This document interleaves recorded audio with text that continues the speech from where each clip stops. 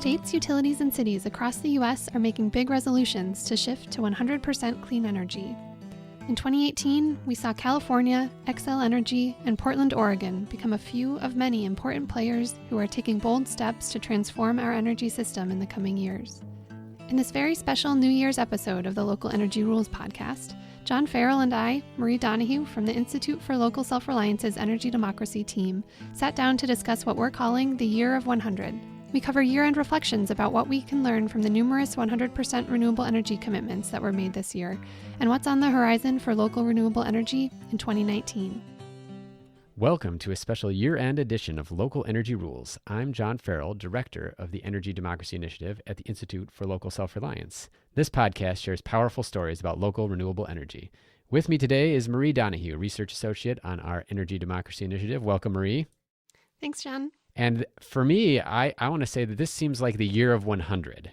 I want to start off by just talking about a few of the things that are going on that are related to 100. And the first thing is 100% renewable energy. We've got a lot of states that are starting to look more seriously at this. Hawaii has already made a 100% renewable commitment in prior years. California just made a 100% renewable commitment this year. And 5 new governors who were elected during the 2018 midterms are also committed to getting to 100% renewable energy in Colorado, Connecticut, Illinois, Nevada, and Maine. So it's been pretty impressive to see both how this has affected the elections, but also how states are really starting to move on this policy. Yeah, I just am curious to dig into that a little bit more, John, to see your take on what sort of led us here, what are the states that have made these commitments? How did we get here? So I think really what it comes down to more than anything is simply the economics of renewable energy, that for years and years, the idea of a commitment to renewables was really more of an environmental motivation, although the costs had been coming down. And certainly for wind power, for at least the last decade, wind has been very competitive. Now solar power is competitive. We saw bids for Xcel Energy, a utility based in the Midwest, for renewable energy that was cheaper than any kind of fossil fuel energy, electricity you could generate. And in fact, it was cheaper than existing fossil fuel power plants. So I think that's really what's in the driver's seat more than anything. But it's a great opportunity for folks who do have environmental commitments, who want to see economic growth around clean energy, to merge those together in state policy. Yeah, no, that makes sense. And I think what was interesting to me as I learned more about these commitments and the change and momentum that they're taking on at the state level, to also see, because of those economics, that there are individual choices being made, not just at the state level, but really kind of from the bottom up, and was able to put together this map in California, especially, to understand that they might be getting closer to that goal and at a more rapid pace, because residential customers are really taking on the responsibility of implementing solar. We mapped out solar projects that are happening across commercial and residential locations statewide, and we see this rapid growth over the years to close to 800,000 projects in California. So that sort of speaks to this momentum of these commitments and just the ways in which I think decisions that are being made on the ground are affecting states' abilities to be able to make these commitments and hopefully follow through on them. So what I hear you saying is not only are these states like California making a commitment at the state level through the legislature, but all these customers, you said 800,000 over a decade, are already making the choice to go renewable, to put solar on their rooftop. Mm-hmm. Yeah, we're seeing that rapid growth, and maybe because of that, have been new policies in California as well to be able to support residential solar that passed this year. So what else is happening along with these 100% commitments? How are states debating this? Maybe what other states are considering this, or what other factors should we be thinking about as states are talking about 100% renewable energy? Well, I'm interested in, that map shows the sort of bottom-up approach that I think can be taken with just customers sort of individually making decisions. But I think as we think about communities coming together and thinking about the collective actions they can take, I've been inspired. Minnesota, for example, is thinking about that there are folks at grassroots level across the state coming together to start a 100% campaign in Minnesota. And I think those grassroots efforts of communities to push state legislatures to push for more policy change and more of these commitments is going to be really interesting to watch and see how those campaigns evolve, really drive change at the state policy level. So are there any like yellow flags or anything like that in terms of what states should think about when they're talking about 100% renewable energy? Yeah, it's interesting you raise that. So actually just this month, we released this report about how there is a dirty secret in state renewable goals and standards that oftentimes, so in state renewable portfolio standards, we see the definitions of renewable energy are really important. Whether states are making commitments to renewable energy or carbon-free, there are nuances to these definitions. This new report that we released this month in December on the number of states that actually count waste incineration as part of their renewable goals. And unfortunately, I think, John, you would agree with me that waste incineration, which is a combustion process, it's taking municipal solid waste. One of those byproducts of that process is the production of steam or energy, but it's a very highly polluting source of energy. But we have 23 states that we found in this report that are classifying that waste incineration as renewable, and therefore in sort of direct incentives or just by virtue of them being subsidized in that way, this dirty form of energy is being supported and bolstered by renewable goals. And so I guess it's just a cautionary tale of how we can think about the definitions of renewable and how important it is to get into some of the nitty-gritty details of when these commitments are made, holding states and utilities and other leaders accountable to what those definitions of renewable are and what they're including and what isn't being included, and where we're directing generally limited resources to support renewable power. And in that incineration report, we argue certainly that solar and wind should be what we're investing in and not more dirty forms of energy. And I wanted to just make a plug. I think one of the great things about that report is that we also touch on the more economical and even energy-friendly alternatives to burning waste in terms of waste management, how cities can create recycling and composting programs. Probably not going to go into that too much here, but I think really important to realize that there are these spillover effects. So making a poor choice about qualifying it as renewable energy means we also actually distort the market for, managing our waste stream. Yeah, I would agree with that. And so it's interesting to think about the implications of these state goals and the commitments that are being made that are forward-looking and thinking about 100% renewable. And then, what would count toward those commitments? But state policies have implications for how the larger system of energy and utilities and where we're getting that energy from. Curious, John, what the implications of those state policies are on utilities working in this space with this kind of big push toward renewables. Yeah, so I find it fascinating that not only is this the year of 100 in terms of the way that states are looking at renewable energy, it also is the year of 100 for utilities. And in particular, we're talking about a utility that got in the news a lot just in the past few weeks here at the end of the year, Xcel Energy. So it's a Midwest utility. It serves Minnesota, parts of Wisconsin, Colorado, and New Mexico. And they announced that they're going to go 100% carbon-free by 2050. And 80% carbon-free by 2030. So these are pretty monumental goals. It's following on similar commitments, and in fact, in some ways, more aggressive commitments that have been made by public utilities, like municipal utilities. Georgetown, Texas, which we've covered in a podcast previously, for example, already gets 100% of their energy from wind and solar, renewable resources, not just carbon-free resources, which can include nuclear power under the definition that Xcel Energy is using. But it is really monumental to have an investor-owned utility, a shareholder-owned utility, make this commitment. It hasn't happened before.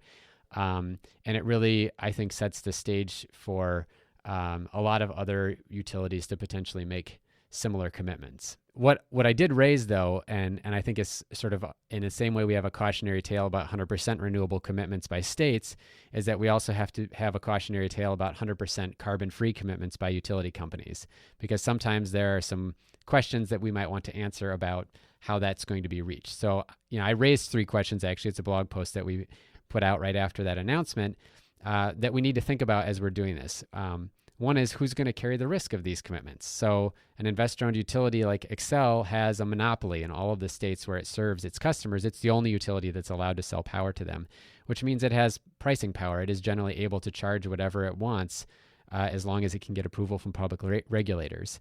And Xcel Energy was at the legislature in Minnesota last year looking for a handout for shareholders and to cover their risk for keeping their nuclear power plants open. So carbon-free is great, but this is a big concern about, who's going to carry the risk of these investments, and to what degree are those choices and those costs going to be shifted on to customers instead of on the utility shareholders. Before you get into your other questions, I do want to dig into some of those behind-the-scenes work that Xcel was doing at the state legislature, and have you describe a little bit about that story about the nuclear power plant and what Xcel might say in public and what they might be doing behind the scenes to change the rules around these issues. Yeah, I mean, I think more than anything, it was really a strategic blunder for Xcel to do what it did last year, which was to come to the legislature with a bill that pretty clearly said, if we blow the budget on our nuclear plant, like we did 4 years ago on a repair and retrofit to keep the plant operating for longer, customers will carry all the risk and shareholders will still get a profit no matter how much we spend. So it was pretty blatant, and there was bipartisan resistance. There was a lot of resistance from Xcel's biggest customers, who would have carried the biggest portion of the risk, from ordinary customers. There were really not a lot of people who were big fans of this. And I think a lot of people looked at it as, we understand you want to try to keep these power plants open. For many legislators, they were fine with it. They are willing to overlook the environmental implications of nuclear power and the waste generation. They're even willing to overlook the fact that it's not terribly economical. In fact, Xcel's nuclear power plants are rated among the sort of least financially sound among those in the country. Now, it's not in a competitive market, so that doesn't mean a whole lot necessarily in terms of where they're at, but it does have implications to meet that carbon-free goal, for example, that Xcel is now made this year. Are those nuclear plants going to be the most cost-effective tool? And I think that's really the question that we tried to raise. We sort of had two questions. One is we framed their request and tried to make it clear to people that it was a blank check. They were essentially saying, whatever it's going to cost for us to do this law will give us a blank check to meet those costs and to pass them on to customers. And that's the biggest danger, is to make sure that customers are not going to be left holding the bag for investments that are not necessary or that are unnecessarily expensive. And that, unfortunately, is even a bigger danger now. Xcel's made this very bold carbon-free commitment, for which they should be applauded. And yet now they're going to go to the legislature again this year.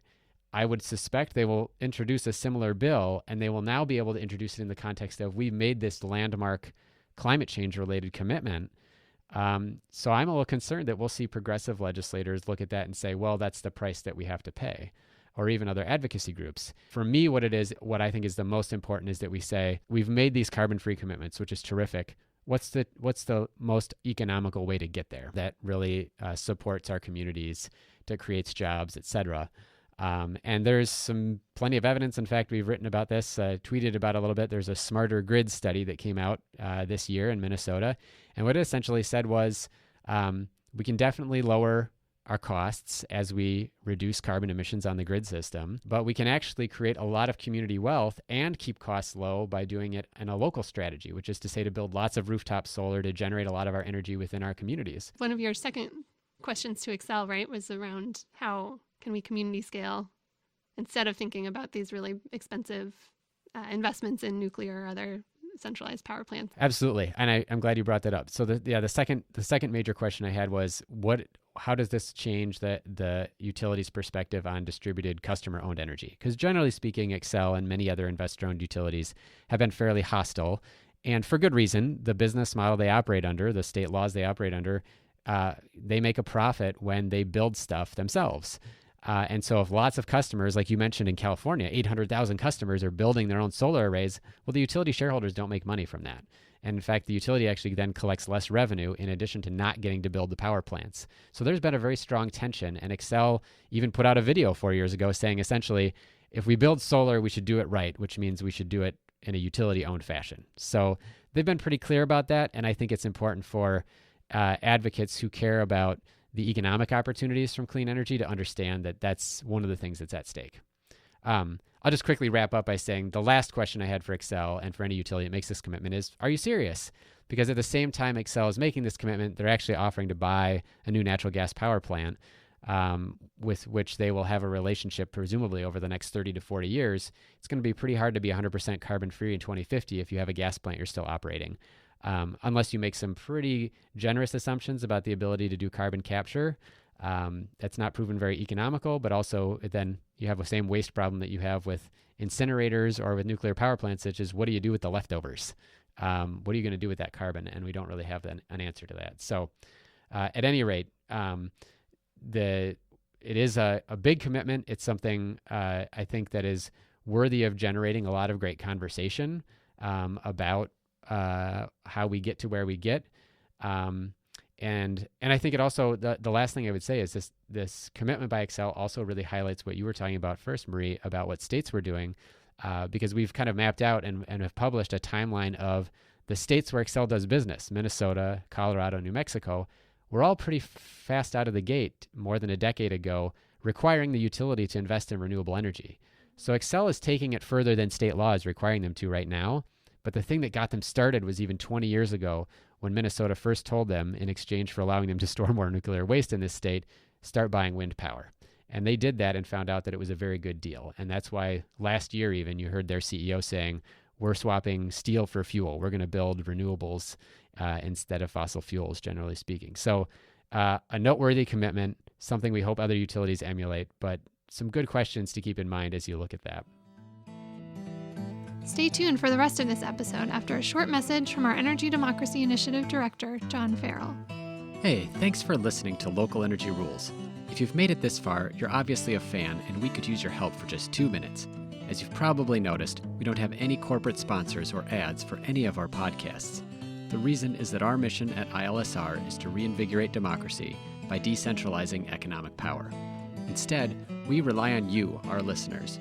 Your donations not only underwrite this podcast, but also help us produce all of the research and resources that we make available on our website and all of the technical assistance we provide to grassroots organizations. Every year, ILSR's small staff helps hundreds of communities challenge monopoly power directly and rebuild their local economies. So please take a minute and go to ilsr.org and click on the donate button.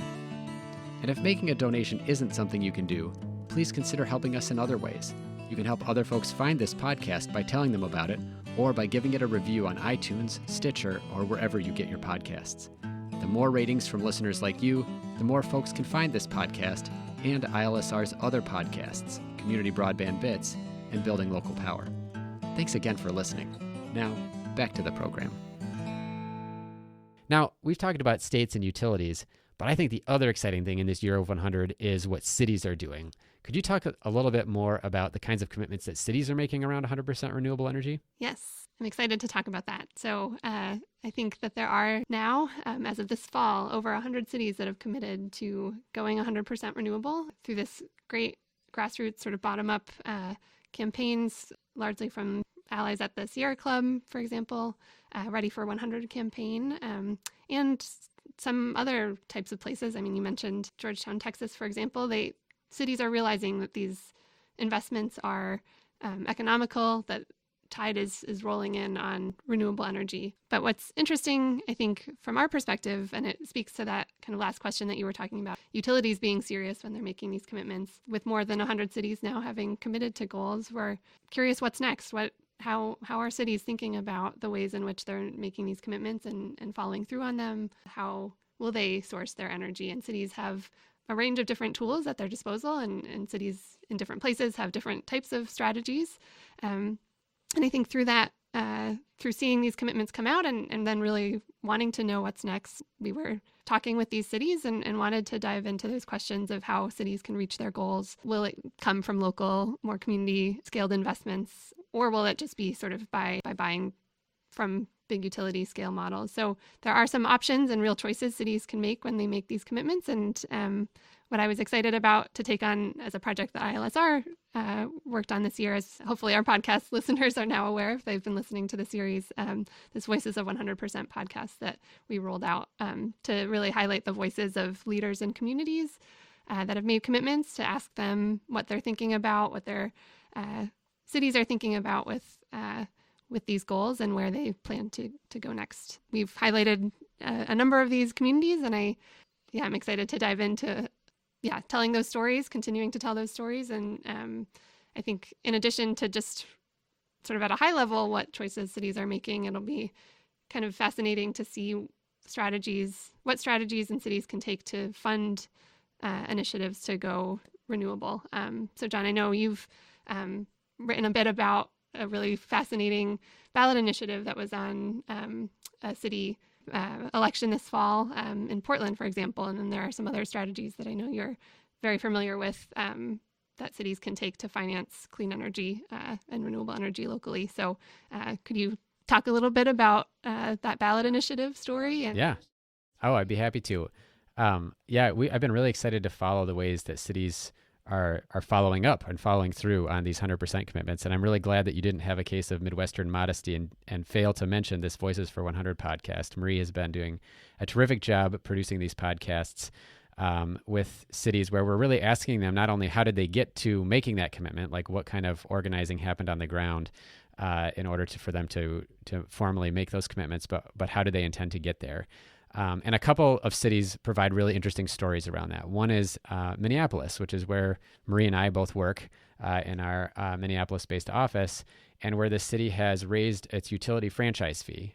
We've actually done some writing about this and have included some more lessons learned from this in our Community Power Toolkit, which you can find on our website. It's kind of an interactive toolkit for things that cities can do. So we hope that cities that are making these commitments are able to use that tool. But Minneapolis said, let's raise this utility franchise fee by about $2 to $3 million a year and dedicate those funds to helping us reach our climate action goals to reach our 100% renewable energy commitment. And so a lot of focus is on basically how do we help people who have not been able to participate in the clean energy economy participate. I think the one that you mentioned, though, that was a ballot initiative. So Minneapolis was able to do that just through a city council measure. It was a power that they had negotiated with the utility about 5 years ago to allow them to increase this fee, which is a city-based fee on utility bills. But Portland did something, I think, even more monumental. So, we come back to these midterm elections resulting in a lot of clean energy commitments. Portland put in 10 times more money. They're going to have a fund of about $30 million a year in order to support clean energy efforts across the city. So they're really saying seriously that, they want to make this happen, and they want to use city-based resources in order to make those investments. And I just want to hand it back to you, Marie, because you've been studying Portland and other cities that have come up during our Voices for 100 series. And I think what's really exciting about what Portland is talking about is equity is at the center of this pot of money, that it's not just about how do we build a solar array on City Hall, but about how do we make sure that everybody in Portland can benefit from trying to achieve this commitment? Right. Yeah. I think in talking to Ellen Ippolito from one of the main groups, it was a collaborative effort, from my understanding, to get this ballot initiative on the ballot, and then really a ton of local organizing across intersections of racial and economic justice, of social and renewable energy advocates to really push for that kind of broad coalition to ultimately be successful in passing the measure. And I think that diversity of organizations coming together, the real focus on communities of color and low-income coalitions from neighborhoods across the city to be able to have that sort of to set the table, to be able to be involved in the process was just able to steer the conversation to really make equity an important part of that campaign, really central. And I think it's interesting to think about the mechanism of that fund that'll be developed to also put in the lens of some of ILSR's work on corporate concentration in this growing wealth gap in the U.S., because it's the mechanism of the fund is going to be a tax on big corporations that aren't reinvesting in the communities, that aren't supporting the communities in Portland. And so it's just an interesting case, I think, to dig into more, and I'll point folks to that longer episode. So I'm curious, can you tell me about, Portland is obviously this really powerful example, but it's not the only place that you've discovered in our podcast interviews and whatever that has been talking about equity as an important part of their 100% campaign. Right. Yeah, I think it's just fascinating to me how many cities, how important it is to start talking and thinking about equity really at the center, racial equity, economic equity. And I think in cities, because cities deal with this sort of day to day, they're working on understanding communities across their cities who are benefiting from decisions made at the municipal level, who's involved in those decisions. I think it just really lends itself at a city level when we're having these conversations around energy to bring equity into the conversation. And yeah, it was great to hear and to really dig into how cities are thinking about making 100% renewable commitments and doing so equitably in places like Atlanta and as diverse as Pueblo, Colorado. There are small and large cities all thinking about equity in really a sort of central sense into these commitments. So I think it's both a part of making energy more affordable to communities, making sure that community groups and those broad coalitions like in Portland are all at the table. And yeah, it's been exciting to just see some of that bubble up in all different types of places. So we've kind of covered our year of 100, 2018. I was hoping to take a couple minutes at the end here to talk about what we see coming in 2019. So I want to toss it to you first, Marie. What do you see coming in 2019, that is going to follow on this year of 100, this discussion of 100% renewable energy? Yeah, so another thing that I think came up quite a bit in our city's conversations, but I think also is certainly being discussed at state levels too, and within utilities, is this idea of community-owned renewable energy and the model of being able to think about ways that we invest not just in the solar on our rooftops as individuals, but the mechanism to share a community-owned array has equity implications in that renters, other groups that might not have access, can access community-owned renewables. And so thinking about just the growth in that, we've seen, John, you are very aware of Minnesota's program and do a great job tracking that on a monthly basis.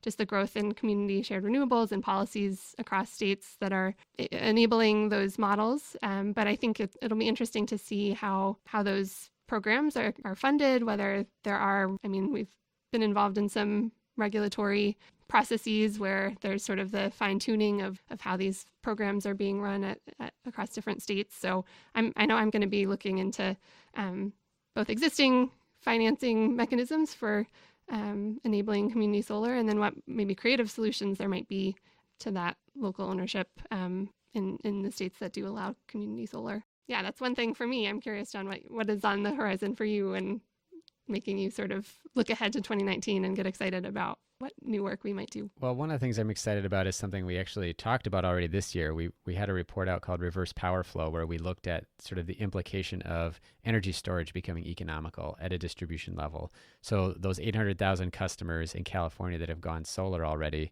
what happens if they start to add energy storage, or if folks who are adding new solar to their homes are able to add storage because it's cost effective? And I think I just want to emphasize, I think that's what's so exciting about this is in a utility system, in a grid system that for over 100 years has really been centrally planned, we are now having this opportunity for people to make individual economic decisions, whether by themselves or collectively, as you mentioned with community renewable energy, to get their power from a less expensive source, and to coincidentally be doing that from also an environmentally friendly source. And in a way that brings a lot of community wealth and benefits, because it's now keeping the dollars that would have been spent and sent to the utility company in the community. So, we previewed in our report that as soon as 5 years from now, across many states, as 40 states, that solar and energy storage would be competitive with retail energy prices. And so we're going to continue to watch that. This was, Green Tech Media has already reported that 2018 was a banner year for on-site residential energy storage. I expect there to be continued strong growth as long as that remains economical. The other thing I'm really interested in is this whole notion of gas for power generation. You had mentioned Xcel investing in. Yes, exactly. And there have been some other instances, not just in Minnesota, but in other places. One of the things we discovered in this report that we were doing on energy storage was that even at a large scale, so at a small scale, energy storage and solar is becoming competitive with retail power. But at a large scale, renewables and energy storage are pretty much beating out any kind of fossil fuel.